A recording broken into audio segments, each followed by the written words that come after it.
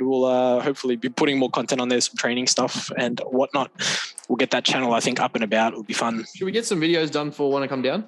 We are going to do next week. We are going to do that. It's not if. We shall be.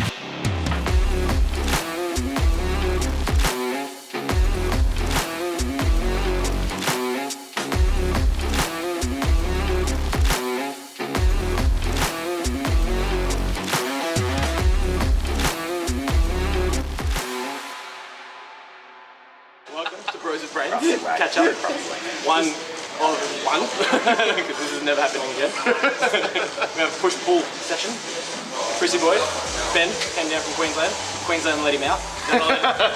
Really, they're just not letting him back. Don't let him back in. Yeah, it's done. They're like, thank fuck, he's gone. Pretty straightforward. Some upper body stuff. Chest, back. We'll get into it. Do some arms. Talk some shit. Hopefully you'll learn something. Have some fun. Hopefully. Make no promises. No promises. We're not learning from the podcast yet. Yeah, I mean, we're not really that smart. As you can see, in person, we're really small. So, I think that's it. Get into it. So we're just doing a little bit of a warm-up before our actual main exercise.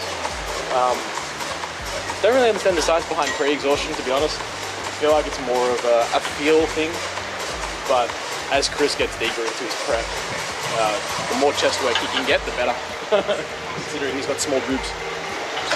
But I guess I'll let him explain if he wants to actually talk. We'll see if he's got energy to talk. So, rationale behind this is, unlike what Scappy said, it's not a pre-exhaust. It's literally a priming movement. So basically all we're doing here is trying to neurologically prime the chest. So for me, the chest's obviously been a muscle group that I've struggled to grow over the years. So I'll often start with a movement that biases the contracted position of the pec and allows me to kind of build those neural connections before I get into a heavy press. Because if I jump straight into a heavy press, it'll be all delt and tricep for me. So good rationale behind it, works well, and I find it very effective over the last couple of years in developing the titties.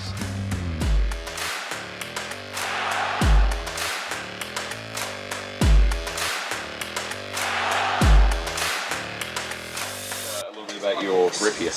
Yeah, so I just find if I get in too close, I just can't really squeeze the way I like to. When I just hold down this, like I'm just less placing emphasis through my grip with my hands, and I can just really just let this pecs do the squeezing. It's like very minimal control and squeeze in my grip here as opposed to if I hold it like the pistol grips. That's really all it is.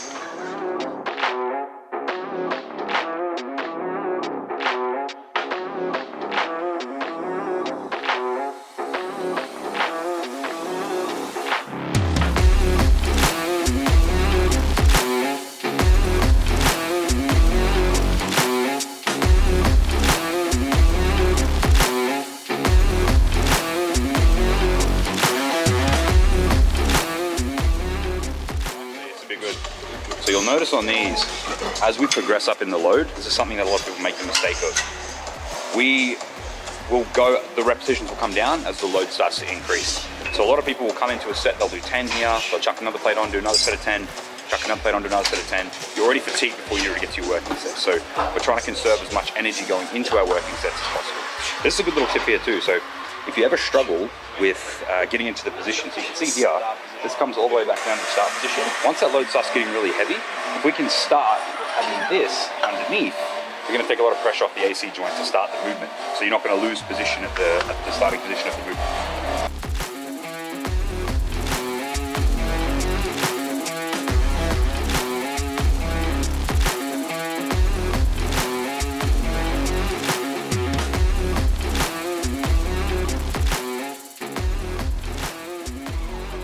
Taking the load there, just made sure to give him just the tiniest little bit to finish off the rep. You don't want anyone else taking the weight, you know? Or anyone else coming through and doing the reps for you. He just made it look like he was helping. He wasn't doing anything. No, fucking upright. What's next? Pretty sure it's Alright, so up next, we've got a flat D-handle chest press. So we've just trained the pec through a heavy overloading, progressive overload focus movement, 2 sets. One set of 6 to 10, one set of 10 to 15. Now we're going to back off a little bit more, do a little bit of higher volume stuff on the cable stack here. Yeah, so same thing again. Even though we'll probably do less warm-up sets on this because we've already done you know, 2 pec moves to prime it. We're basically just getting a feel for the movement pattern. Making sure there's no niggles and shit. This one's still pressing on like a flat, whereas before it was more of like a clavicular focus where we're driving upper arm this way. Clavicular being the higher orientation of the pec fibers. Now we're going to hit the middle pec fibers. Oh, stop it. I think singing off the shirt off for you, man. You gotta do it slow-mo. Slow-mo. And have the music playing in the background.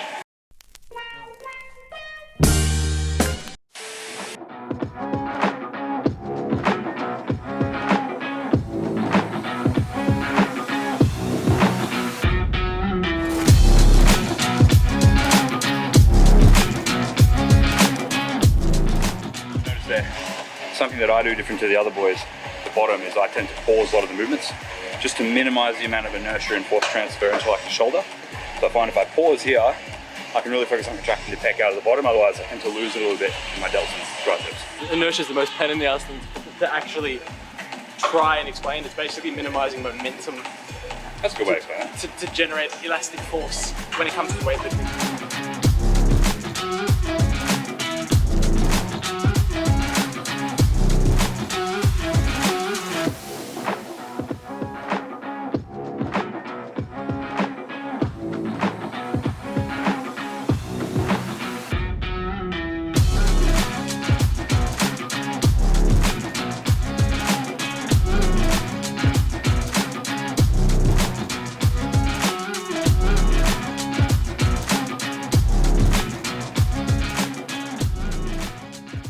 Go lower with an angle, Chris will go higher.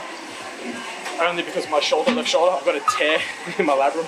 So if I go too high, I'll feel more anterior delt and actual shoulder AC joint, and I will pec. I go high to low or lower and finish. I start high, finish at about mid pec. I feel nothing but boobies. So that's personal to me. Everyone's a little bit different, so we've got to look at into individuality when we do exercises, right?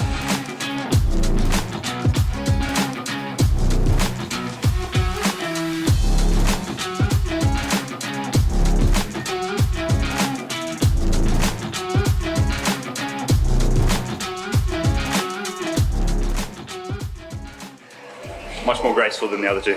Because it's our first rodeo and not his.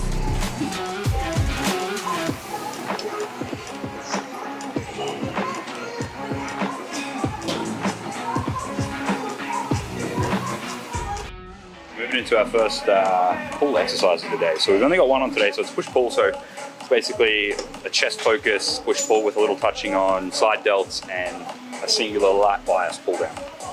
We had to modify our session because of someone. Oh, yes. Plus, also actually, we live in the real world as well. So ideally, we would have had this before the lateral raise that we had to do. But you know, there's people in the gym. We've got to be respectful. With the elbow position that we're going for here, it's called a lat bias pull down. So basically, for a lat bias pull down, we're trying to keep this elbow nice and close to the body. You can see when Ben pulls down here, he doesn't need to go too high at the top. If it's too high at the top, you start to like lose the lat. So it's literally just about right there, staying in that corridor, focus on driving the elbow down, not necessarily the hand, and it's going to get a majority of the lat recruitment.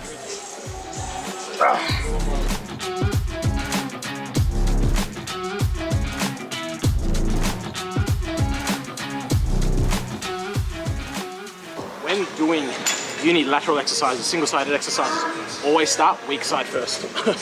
Yes. Both lower and upper. Such a big thing that people forget. Start strong side, get the reps, go to the weak side, and they're like, fuck, I can't get the reps. No shit, start weak side first, always, because in theory you should match it on your strong side. Never go above and beyond. Otherwise you walk out with imbalances and you look like Ben. As in just no carbs or? That too. But that's me, so same thing.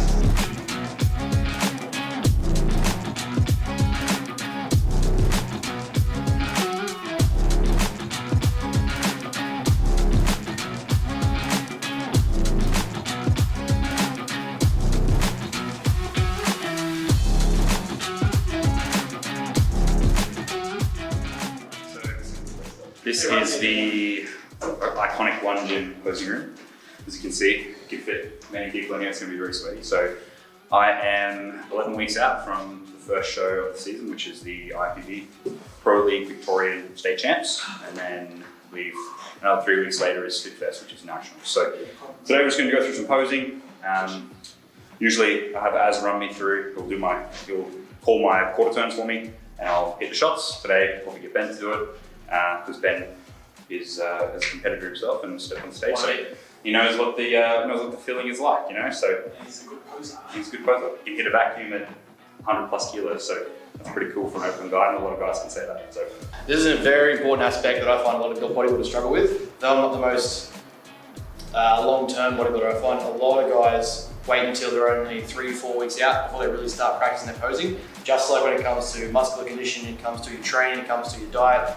There's no point doing all those things, getting all that right at 100%, and then you're wasting or not improvising and perfecting the one aspect that you get judged on, which is how you present all the work you've done. So guys waiting 4 weeks out, until they're only 4 weeks out, then trying to learn how to hold poses for 30 seconds, 40 seconds. You get to them on stage, all of a sudden they lose distension in the stomach, they lose control of their muscles, they can't hold the pose. If you get an asshole of a judge that says, right, we're gonna do pose downs, we're gonna do comparisons, and they start running the boys through 30, 40 second holds, and you're gonna go rotate through that for minutes at a time. If you haven't practiced that conditioning and that posing contraction to be able to hold it without cramping, without fatiguing and tiring, losing your breath, you're gonna look like shit. Everything's gonna wash out, fade, you're just gonna not be able to hold it, look good, versus the guy next to you who can hold it for 20 seconds with a smile on his face. So this is though it's the icing on the cake, realistically, this is what we're being judged on, is how you present it. So you can have the greatest physique in the world, but if you don't know how to show it off and be able to show it off properly, then you're just kind of wasting your time.